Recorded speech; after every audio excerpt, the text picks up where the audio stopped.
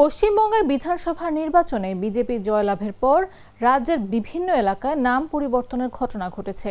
উত্তর ২৪ পরগনার বারাসাত থানার নোয়াপাড়া অঞ্চলের মসজিদবাড়ি রোডের নাম বদলে রাখা হয়েছে নেতাজি পল্লী রোড। একই সঙ্গে বারাসাতের সিরাজ উদ্যান পার্কের নাম পরিবর্তন করে করা হয়েছে শিবাজী উদ্যান। তবে জানা গেছে এসব নাম পরিবর্তন কোনো সরকারি অনুমোদন ছাড়াই বিজেপির কর্মী সমর্থকদের একটি স্বতঃস্ফূর্ত পদক্ষেপ হিসেবে করা হয়েছে।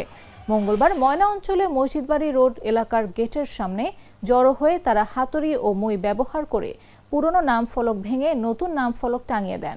এ সময় উচ্চস্বরে জয় শ্রীরাম স্লোগান দেওয়া হয়। ঘটনাকে কেন্দ্র করে এলাকায় উত্তেজনা সৃষ্টি হয়েছে। স্থানীয় বাসিন্দাদের একটি অংশ এই ঘটনাকে বেআইনি বলে উল্লেখ করে ক্ষোভ প্রকাশ করেছেন। তাদের দাবি, নাম পরিবর্তনের ক্ষেত্রে প্রশাসনের অনুমতি নেওয়া বাধ্যতামূলক। তবে স্থানীয় বিজেপি নেতা নীতিশ মণ্ডল বলেন, নেতাজি পল্লী রোড নামকরণের দাবি দীর্ঘদিনের ছিল।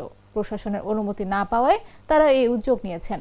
এই ঘটনায় এখনও প্রশাসনের পক্ষ থেকে কোনো আনুষ্ঠানিক বিবৃতি দেওয়া হয়নি, তবে বিষয়টি নজরদারিতে রয়েছে বলে জানা গেছে।